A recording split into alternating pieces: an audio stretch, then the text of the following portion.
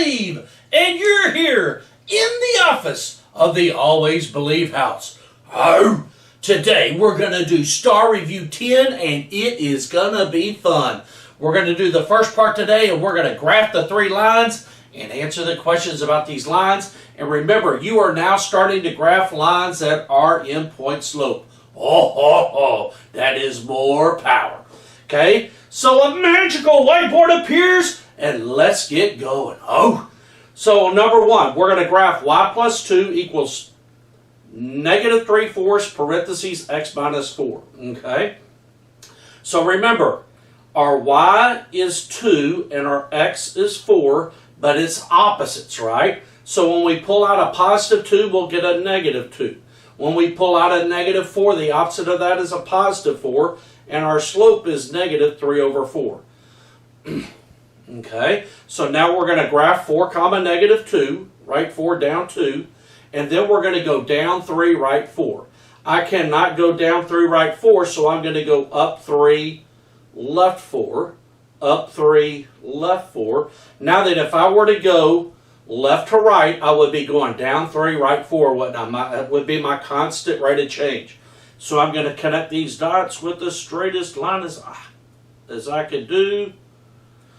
Okay, and that is going to be line number 1. Make sure you're numbering these because you're going to have to write down the intersection points. Number 2, y equal 4. A y equal line has a 0 slope, and it's flat-ended. So y equal 4 will be a line that goes to the y-axis at 4, and it's going to be flat-ended. Y'all are getting the hang of that, okay? So a y equal line is not, the y-axis is perpendicular, y equal line's horizontal. And the last one, x equals, or y equal 3x plus 1, my slope will be 3, or 3/1. That means up 3, right 1, and my y-intercept is 2. So I'm going to cross the y-axis at 2, okay, and I'm going to go up 3/1, and then go backwards, down 3, left 1, down 3, left 1, and I have this as my line, correct?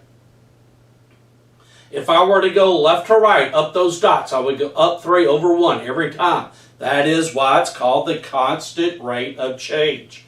Now then, bullseye, where the lines cross. Make big dots there.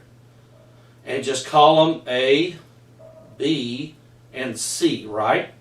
And also we need to label these. This, my purple line was line 2, and my green line was line 3, wasn't it? Okay, so I have all my lines labeled, right? Now the shape formed by the intersection of the right triangle. Would this be a right angle? Okay, remember to make sure it's a right angle. My slope is negative 3/4 in that first line. The opposite reciprocal would be 4/3, would it?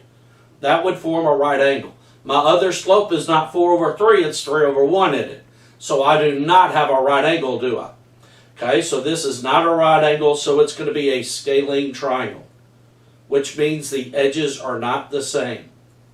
The base of the triangle, I'm not going to do this for you, but this top part right here is going to be our base. Remember, either use a side that's vertical or flat for your base. The height is going to be from the base to the opposite vertice. So this right here will be the height inside. You should be able to count those spaces and get the base and the height, and then just plug those in. Number 7 and 8 is just what we started last week, wasn't it? The solution to the systems of equations is where the 2 lines cross.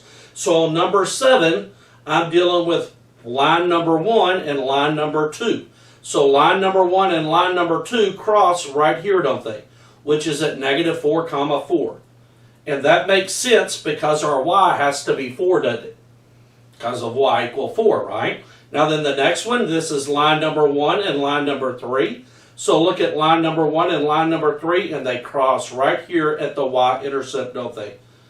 Which would be 0, 1, right? And remember, that ordered pair is the ordered pair that if you plug into those equations, it makes both of them true. Okay, I hope you've had a wonderful, wonderful day today. You're going to have more lessons. I hope you enjoy them. Remember, you are amazing. You are created to do wonderful things, and You are awesome.